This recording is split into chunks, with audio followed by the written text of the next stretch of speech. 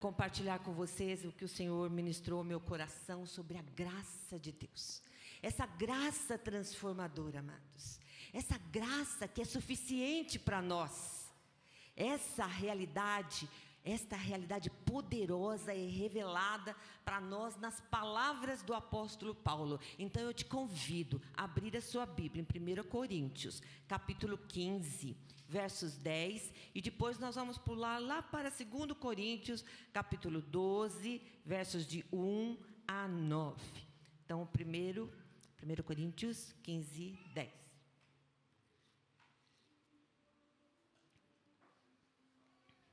Amém? Então vamos ler 1 Coríntios, capítulo 15, versos 10. Tá. Temos crianças hoje, temos crianças pequenas, só tem o pequenininho ali, ó. Querem sair com as duas? Então tá. Então venham aqui à frente as crianças, nós vamos estar orando. Hoje nós temos os adolescentes que vão tomar conta das crianças, vão contar historinha. E a Lilian vai supervisionar, né? Já estão aprendendo. Que bonitinho. Estenda as suas mãos para cá, vamos estar orando e abençoando as nossas crianças. Senhor Deus, nós te agradecemos, ó Pai, por estas crianças, porque delas é o reino dos céus. Pedimos as tuas bênçãos sobre a vida delas, ó Pai, que no cultinho que elas vão ter agora, elas possam aprender do teu reino, da tua palavra, possam ser fortalecidas também. Esteja orientando, ó Pai, aqueles que vão ensinar, e que elas possam tirar bastante proveito dos teus ensinos. Oramos no nome de Jesus. Amém. Então podem ir.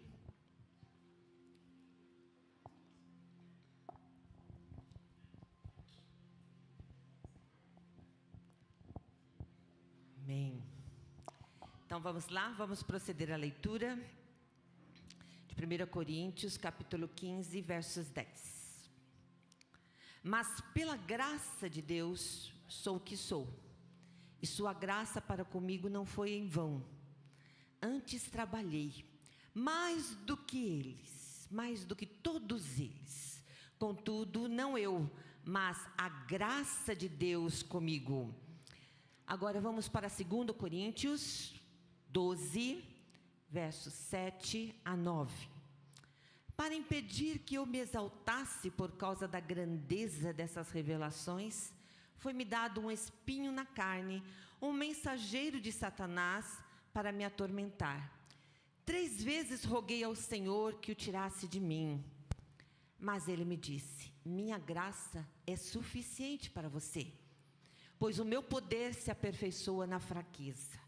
Portanto, eu me gloriarei ainda mais alegremente em minhas fraquezas, para que o poder de Cristo repouse em mim. Vamos orar, amados? Pai querido, esta é a porção da tua palavra. Colocamos agora nas tuas mãos, Senhor, o nosso coração. Que o Senhor possa, ó Pai, com esta palavra penetrar profundamente, para que as nossas vidas sejam transformadas para a honra e glória do teu nome. Repreendemos também em teu nome todo roubo da palavra. E dizemos agora: Espírito Santo, vem encher-nos com a tua palavra. Vem transformar as nossas vidas. No nome santo de Jesus oramos. Amém. Amém, queridos. Amados, a graça de Deus, como nós lemos aqui, ela é suficiente para você. Esse é o tema da nossa reflexão. E creio que se eu perguntasse aqui hoje para vocês, quem já ouviu falar dessa graça? Opa, ninguém ouviu falar? Quem já ouviu falar, levanta a mão. Eu quero saber quem já ouviu falar da graça maravilhosa do nosso Senhor Jesus Cristo. Poucos. Então, nós vamos falar um pouquinho sobre ela, para que você possa aprender. Nós cantamos aqui maravilhosa graça, né? Maravilhosa graça, teu amor que não falha. Tomou o meu lugar, a minha cruz levou, sua vida entregou para me resgatar. Cantamos aqui. Mas o que entendemos dessa graça? E como ela tem sido real na nossa vida? Será que nós temos cantado com propriedade? Sabemos que a graça é Deus dando-nos de tudo, sem que nós mereçamos nada. Isso é graça. Tudo nos é dado, sem que seja cobrado nada. Essa graça também é infinita, ilimitada. Ela não está sujeita a restrições, a escassez. Deus é plenamente capaz de nos suprir, de suprir todas as nossas necessidades, tanto as espirituais, as emocionais, as físicas. E quando nós estudamos as Escrituras, nos deparamos com a graça de Deus sendo oferecida a todos, sem qualquer pré-requisito ou mérito. Nós nos deparamos com ela sendo um presente, livremente dado por Deus, por amor, por misericórdia. Nós não merecíamos, não. Nós somos pecadores. Nós viramos as costas para Deus. Não temos olhado para Jesus naquela cruz e não temos agradecido ao Senhor por ter derramado o seu sangue ali. Não temos agradecido o suficiente pela maravilhosa graça. E nós aprendemos que nessas Escrituras que nós não merecemos, não. Nós somos pecadores. Nós somos falhos. Mas Deus nos amou tanto, tanto, tanto, que diz a palavra de Deus que Ele entregou o seu Filho, para que todo aquele que nele crê não pereça, mas tenha a vida eterna. Então não é algo que mereçamos ou possamos conquistar por nossas próprias ações. Nesses livros da Bíblia, nós encontramos vários exemplos. Exemplos de pessoas que confiaram na graça de Deus. E essas pessoas foram sustentadas por ela, como Moisés, como Davi, como Paulo e muitos outros. Davi se referiu a essa graça da seguinte forma: a tua graça é melhor do que a vida. Gente, olha só, a tua graça é melhor do que a vida. Lá no Evangelho de Lucas, nós encontramos o seguinte: Maria achou graça diante de Deus. Ela recebeu o favor de Deus. E foi a mãe de Jesus. E lá em Lucas ainda relata que crescia Jesus em sabedoria e graça. Sabedoria, estatura e graça. Diante de Deus e dos homens. E Paulo também nos fala com propriedade de sua experiência com relação a essa graça. E assim ele nos revela: pela graça de Deus sou o que sou. Nós lemos isso. Ele disse: pela graça de Deus sou o que sou. Então, se nós somos o que somos, é pela graça de Deus. Se nós respiramos, é pela graça de Deus. Se nós temos inteligência, temos um emprego, é pela graça de Deus. Se nós temos saúde, é pela graça de Deus. Se nós temos uma casa, se nós temos uma família, se nós tivermos possibilidade até de estudar, é pela graça de Deus. E ele entende isso. Pela graça de Deus, sou o que sou. Que nós possamos dizer sempre isso. Eu sou o que sou pela graça de Deus. E que possamos dar graças por isso. Fazendo um trocadilho. Então, Paulo é um exemplo marcante nas nossas vidas. Do que a graça de Deus faz com um pecador. Ele era um fariseu. Judaizante. Seguia as leis judaicas assim com todo rigor. E por isso ele era perseguidor dos cristãos, dos discípulos. Um perseguidor implacável. Porque ele achava que eles estavam corrompendo as leis. Que eles eram infratores e que mereciam morrer. Mas de repente ele está indo lá a caminho de Damasco para prender alguns cristãos, que ele soube que tinha cristãos lá. Foi para lá, mas no meio do caminho, ele teve uma surpresa. Jesus apareceu para ele. Somente ele viu. E Jesus conversou com ele. Saulo, Saulo, por que me persegues? Saulo, Saulo, por que me persegues? Ele, hã? Quem é? Quem está aí? Com aquela luz maravilhosa, ele ficou cego, ele nem conseguiu enxergar. Eu sou Jesus a quem você persegue.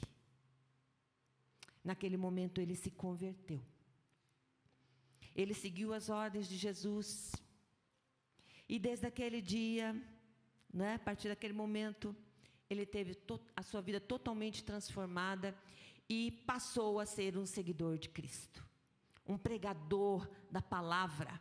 Um pregador incansável do Evangelho. E aí, da condição de perseguidor, ele passou a ser perseguido. Mudou tudo. E realmente ele aprendeu o que é sofrer pelo Evangelho. Nós não sofremos pelo Evangelho, amados. E acho que é por isso que a gente leva assim no banho-maria, no vaol da valsa. Sem muito compromisso. Nós não sabemos o que é realmente sofrer pelo Evangelho. Em suas cartas às igrejas, ele testemunha que a graça de Deus é suficiente para a salvação. E assim ele disse à igreja de Éfeso. Está lá, Efésios capítulo 2, versos 8 e 9. Pois vocês são salvos pela graça, por meio da fé, e isso não vem de vocês, é dom de Deus, não por obras para que ninguém se glorie. Vejam que o apóstolo Pedro também disse para o povo e as autoridades de sua época, está escrito lá em Atos capítulo 4, versos 12, não há salvação em nenhum outro nome. Em nenhum outro, pois, debaixo do céu, não há nenhum outro nome dado aos homens, pelo qual devamos ser salvos.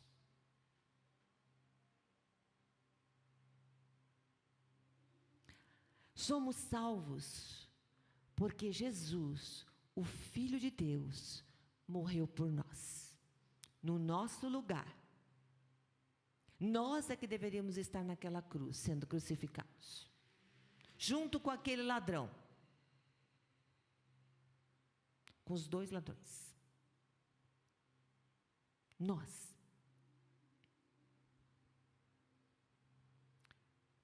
E nós somos salvos, amados, por Jesus, por uma salvação poderosa. Não tem explicação. Nós não merecemos. E essa salvação não somente é poderosa, mas ela é eterna. E quando realmente nos arrependemos e nos voltamos para Deus, o nosso nome é escrito lá no livro da vida. É eterna.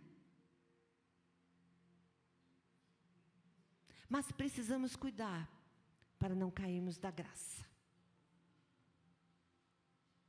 Esta salvação também aconteceu com Zaqueu. um cobrador de imposto, corrupto, mas que se arrependeu. Ele era pequenininho, né? Tem a história de Zaqueu, né? Era baixinho e pequenininho. A gente cantava isso para as crianças, né? Zaqueu era baixinho e pequenininho. Ele subiu na árvore para ver Jesus, porque Jesus passava e uma multidão estava em volta. Ele não conseguia ver Jesus. Ele subiu na árvore. Esta realmente, gente, uma pessoa tão importante, que era cobrador de imposto, subir na árvore. É porque realmente ele desejava conhecer Jesus, que jamais ele iria querer pagar o mico, né?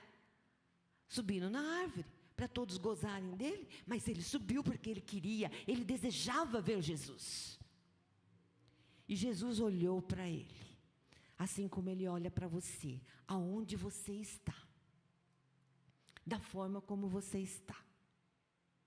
E se você fizer como Zaqueu, Senhor Jesus, vem.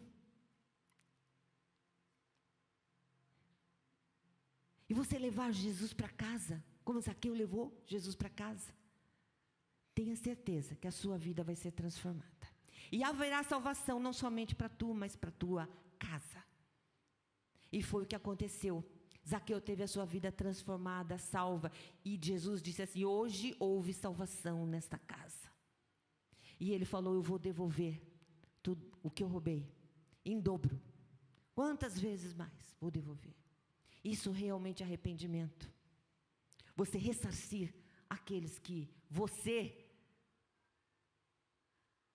retirou o bem, usurpou, prejudicou. Isso é arrependimento. Você consertar aquilo que você fez. E continuando o mesmo aconteceu com um dos ladrões lá na cruz. Não é, amados? Um deles reconheceu que Jesus era o Filho de Deus. Jesus, lembra-te de mim quando entrares no paraíso. E Jesus falou o quê? Hoje mesmo estarás comigo no paraíso. Hoje mesmo. Jesus é aquele que olha, aquele que ama, aquele que tem misericórdia, aquele que estende a mão para aquele que, Senhor, que o chama, que o procura, que abre o seu coração para Ele. E da mesma forma, gente, nós somos salvos. Nós somos salvos em Cristo, pela sua graça. E nós estamos seguros. Assim Jesus afirmou, está escrito lá em João 10, 28, eu lhes dou a vida eterna. E elas jamais perecerão. Ninguém as poderá arrancar das minhas mãos. Nós podemos ter essa confiança, que Ele nos dá a vida eterna. E Paulo testemunha que a graça de Deus é suficiente para nos capacitar. Todos sabemos que na vida nós enfrentamos desafios, nós enfrentamos batalhas, muitas lutas, muitos sofrimentos. Não é? Quem não enfrenta? Na vida cristã não é diferente.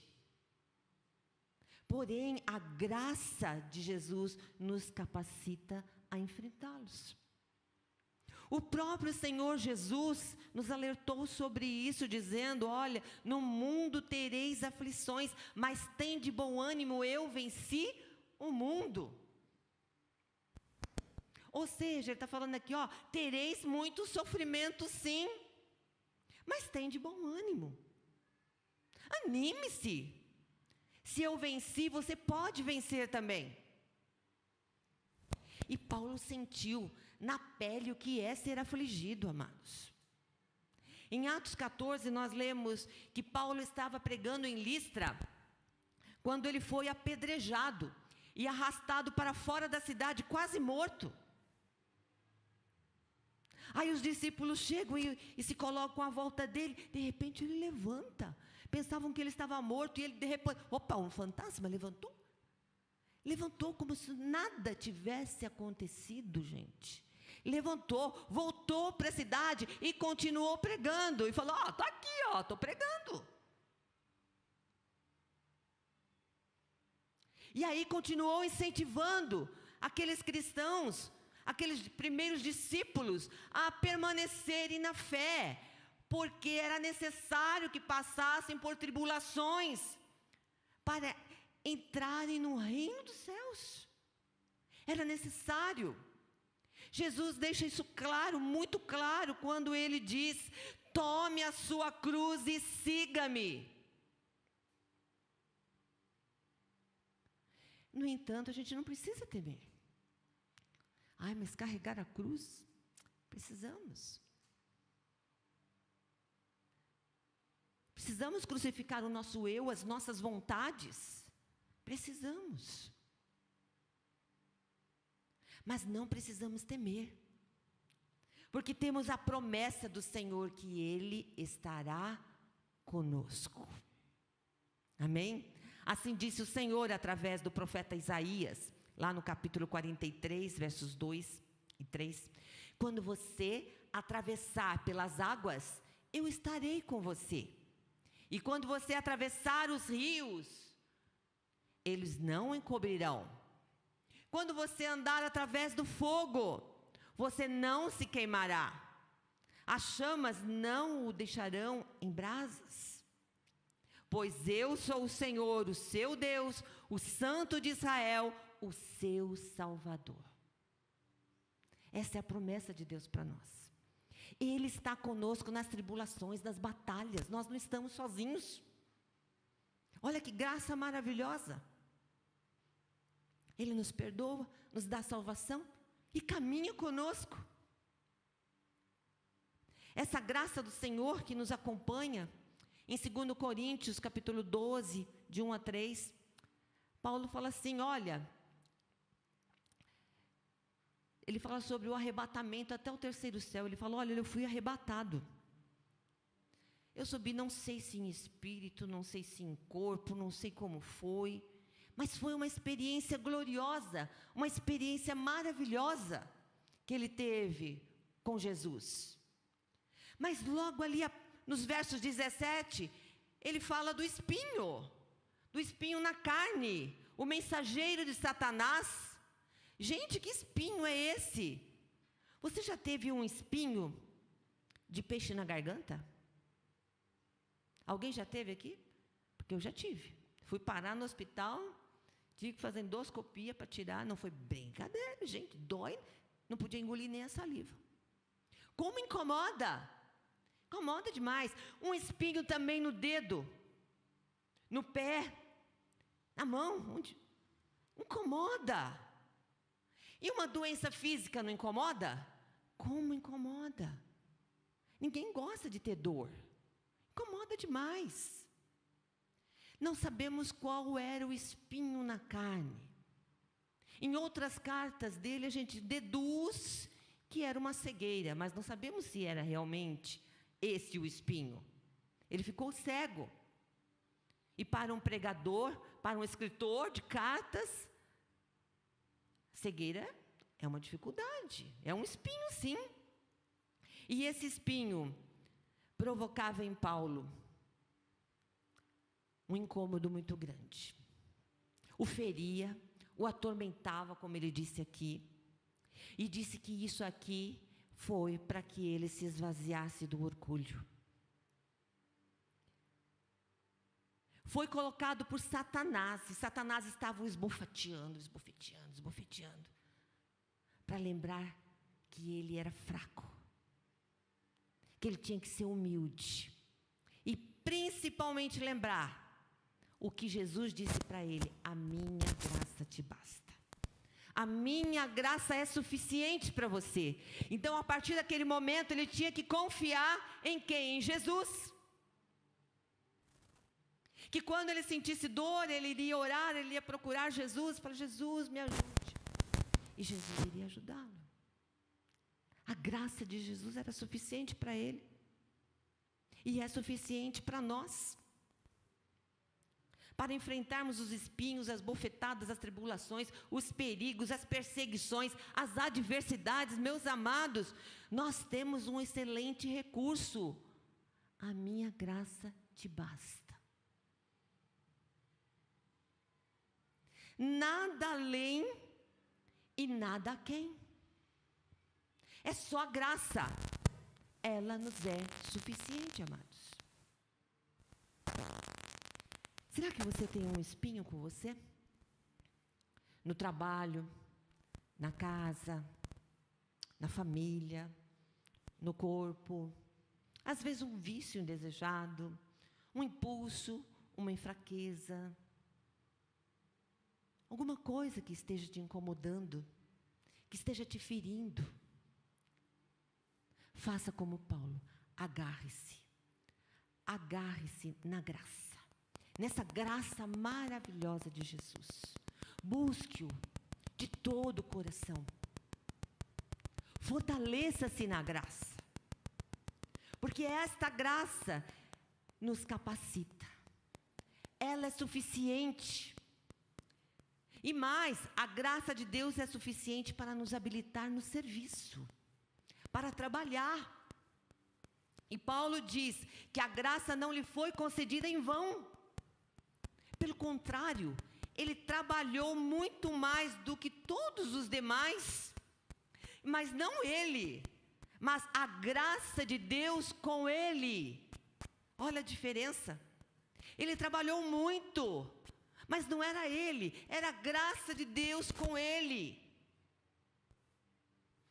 Vocês já pararam para pensar, às vezes, quantas coisas a gente já não fez? E a gente hoje olha para trás e fala, nossa, hoje eu não consigo fazer nem metade do que eu fazia. É a graça de Deus com você, e você dava conta de fazer tudo. É a graça de Deus que nos capacita, que nos fortalece e que nos habilita para o serviço. A verdade é que nada podemos fazer sem Jesus. E ele fala, sem mim nada podeis fazer. Então, meu amado, se você anda aí querendo resolver os seus problemas, você anda querendo dar um jeitinho na sua vida, querendo fazer tudo pelo seu esforço, pela sua vontade, pelo que dá na cabeça, lembre-se, não vai dar certo.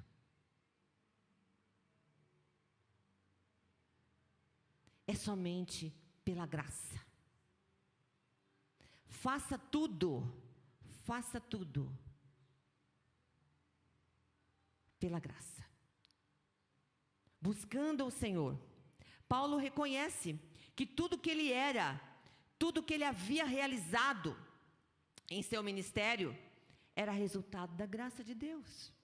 Será que você tem reconhecido também que tudo que você tem feito também é resultado da graça de Deus na sua vida? Tem gente que se acha, tem gente que humilha os outros, tem gente que anda de nariz empinado, não é? Como se fosse o dono da verdade. Só que nós não somos nada. E precisamos reconhecer que não somos nada.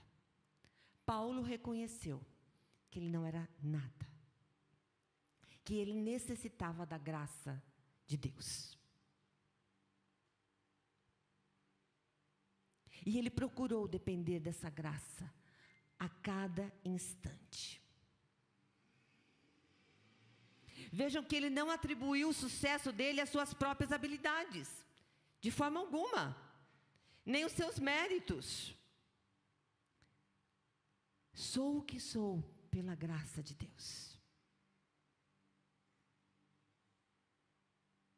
E ele fala, mas a graça divina me capacitou.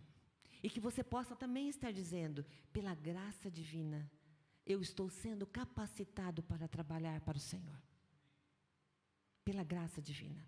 Paulo foi ardoroso, operoso, perseverante, abundante na obra. Viajou, ele ensinou, ele pregou, ele escreveu 13 epístolas, que seriam as cartas dirigidas às igrejas. Ele foi um ramo frutífero. Quantos discípulos ele não não ensinou, ele não discipulou. Paulo não era um homem saudável, não. Ele tinha suas enfermidades, chegou a ficar cego, mas continuou trabalhando. Ele não tinha aquela saúde invejável. Sofreu açoites, prisões, foi apedrejado, como eu falei aqui, sofreu naufrágios, foi picado por cobra venenosa, passou fome. Onde ele encontrou tamanha força para resistir? Até o fim. O segredo está na graça de Jesus. Então, amado, se você se encontra cansado, afligido como Paulo, enfermo, sem condições de trabalhar, conheça a graça de Deus. Busque-a com fervor e temor, e você encontrará coragem, força e vigor, amados. Busque o Senhor. No trabalho de Deus, no serviço do Mestre, nós encontramos forças na graça de Deus. Quando fazemos de todo o coração, você pode ter certeza que Deus vai te fortalecer. Deus vai te ajudar. Porque nós fazemos tudo para a honra e glória do Senhor. Nós não fazemos para nos aparecer, não fazemos um para o outro. Se nós estamos aqui trabalhando, é para o Senhor. É para o Senhor. Então não podemos fazer esperando retribuição, esperando elogios. Temos até que tomar cuidado com os elogios para que a gente não fique soberbo. Nós temos que fazer para o Senhor, com amor e tremor, como Paulo fez. Então nós temos que entender que no trabalho de Deus, no serviço do Mestre, nós só vamos encontrar forças na graça de Deus. E que a gente faça de todo o coração, meus amados. Agora tem uma coisa. O que nós temos visto hoje é desânimo. O desânimo tem sido o bicho-papão dos crentes. Infelizmente. A procrastinação. A falta de vontade. Nem se fala. As pessoas não têm vontade de trabalhar para o Senhor. Não têm vontade de cuidar da obra do Senhor. É muito gostoso a gente chegar na igreja e encontrar tudo limpinho, bonitinho, não é? Mas quem fez? Quem limpou? Quem cuidou? São os voluntários que se dedicam para trabalhar para o Senhor. E eles são habilitados pela graça de Deus. E você pode ser um desses, habilitados para trabalhar na casa do Senhor, pela graça de Deus. Agora, se você deseja mais dessa graça maravilhosa, vamos ouvir o conselho de Paulo. Ele diz assim: fortifica-te na graça. Este conselho ele deu para Timóteo, que era um jovem pastor, que estava iniciando o seu trabalho. Ele falou: olha, Timóteo, fortifica-te na graça. Porque se não se fortificar na graça, o trabalho do Senhor não vai para frente. Fortifica. Essa foi a orientação dada a ele, para que ele pudesse se tornar frutífero no trabalho para o qual ele foi chamado. E essa mesma orientação é válida para nós. Fortifica-te na graça. Diga para o teu irmão aí ao lado: fortifica-te na graça. Quer ser capacitado para toda boa obra? Quer ser frutífero?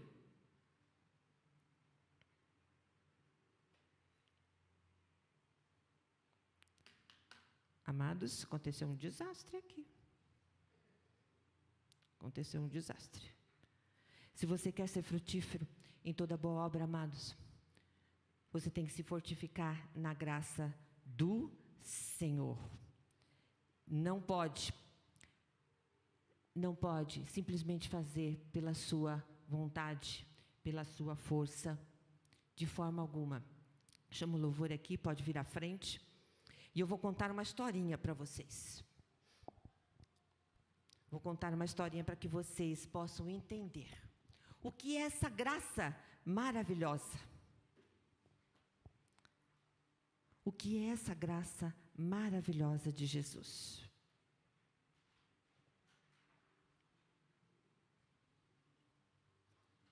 Imagine um pássaro. Todo mundo sabe o que é um pássaro. Alguém já viu um pássaro com a asa quebrada? Alguém já viu um pássaro com a asa quebrada? Já. Também já vi. Lá de vez em quando os meus gatos pegam os passarinhos e trazem para mim. E às vezes a gente consegue salvar os passarinhos. Mas já também teve passarinho que a gente não conseguiu salvar, não. E aí a gente vai lá e cuida do passarinho, né? Com todo cuidado. Aí essa ave, ela não pode, né? Esse pássaro não consegue voar como os outros pássaros conseguem voar. Ela fica presa ali no solo. E presa no solo, ela está à mercê dos gatos, não é? Também o filhotinho também, quando ele não aprendeu a voar, também cai, que já aconteceu isso lá também. Nossa, os gatos, ó, puf, rapidinho. A gente tem que pegar, a gente tem que cuidar. A asa quebrada é sua fraqueza, é a sua limitação. Agora, só que um dia, essa ave, ela pode encontrar uma pessoa amorosa, que a resgata ali do chão, como lá em casa eu sou essa pessoa amorosa que vai lá e cata os passarinhos, né? E cuida dos passarinhos e solta os passarinhos, né? Aí imaginou, você pega essa ave, cuida dela com todo carinho, põe na gaiolinha, faz o curativo, né? Às vezes é obrigado até a dar uma enfaixadinha na asa, né? Envolve toda a feridinha dela e vai cuidando dela ali, não é verdade? E aí, durante todo o processo de cicatrização, nós também nutrimos e nos alimentamos. Assim como a ave está sendo nutrida e alimentada por aquela pessoa bondosa, nós também somos alimentados e nutridos também quando estamos com a nossa asa quebrada. E aí finalmente o dia chega em que a asa já está curada. Curou. Aí você pega aquela ave com carinho, tira da gaiola e solta. E aí que coisa maravilhosa, a ave, ó, voa longe e alto, como se nunca tivesse nada. Nunca tivesse quebrado a sua asa. É incrível, não é? A asa foi recuperada. E ele vence a sua fraqueza. E voa bem alto. Da mesma forma somos nós. Somos como esse pássaro com a asa quebrada. Pecadores. Prontos para ser devorados por Satanás, que é um gato terrível, que está pronto ali para nos devorar. Mas Deus é como aquela pessoa amorosa, que cuida de nós. Aí Ele vem e nos resgata. O inimigo já estava ali pronto para devorar a gente. Ele vem e nos resgata. Ele nos envolve com a sua graça, nos sustenta com a nossa fraqueza. E vai curando as nossas feridas. Quantas vezes estamos lá magoados, chateados, enfermos. E às vezes tristes por perdas. E o Senhor vem e nos consola. É como se Ele nos pegasse em seu braço e nos ninasse. Calma, eu estou aqui com você. Eu estou cuidando de você. E aí, se a gente se entrega nos braços dEle, nos submetemos à sua graça, essas nossas fraquezas são transformadas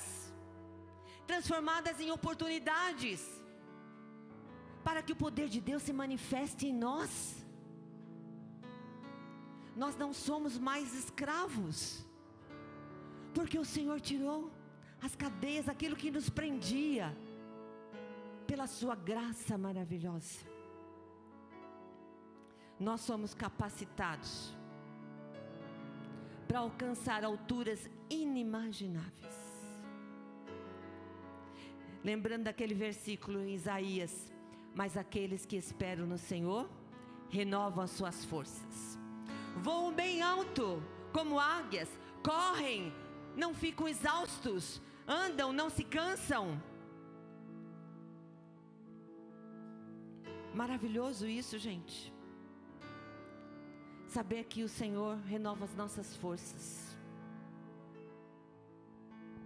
Assim como Paulo experimentou essa graça em sua vida, você hoje também pode experimentar essa graça.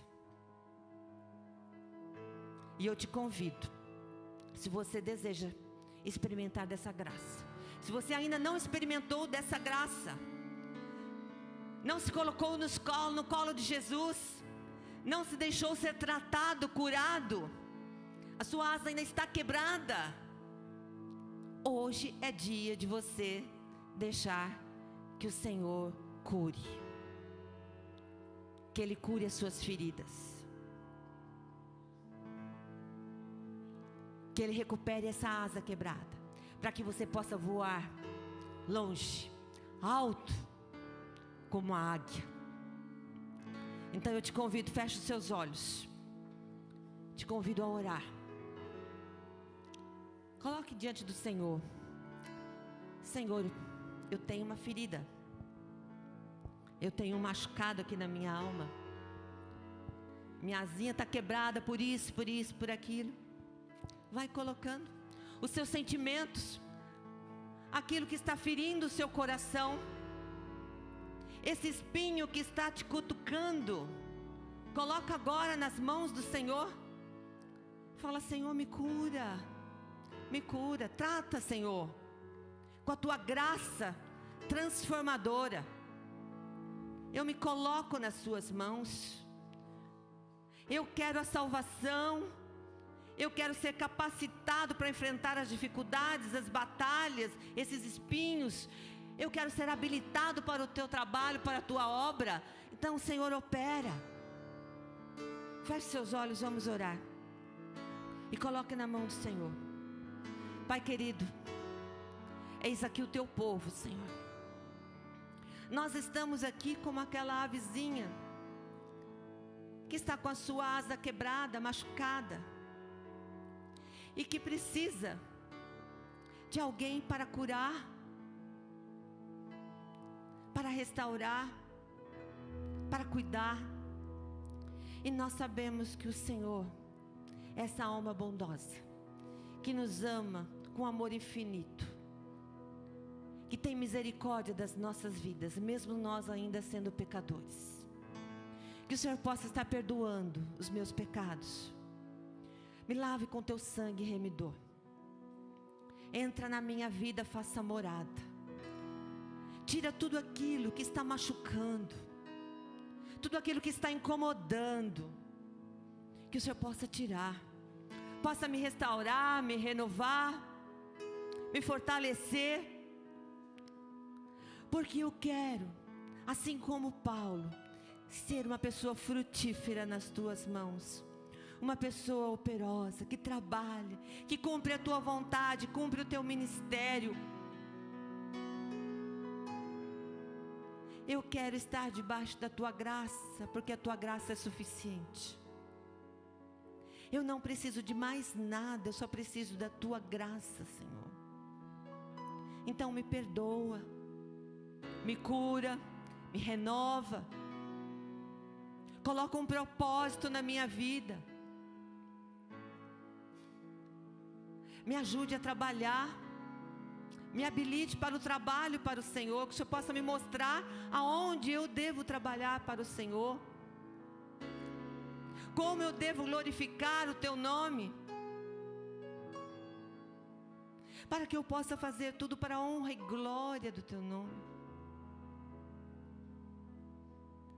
Que nessa caminhada eu possa estar olhando para Jesus. que é o autor e consumador da fé, que é aquele que nos deu a graça, essa graça maravilhosa. Eu aceito essa graça, Senhor.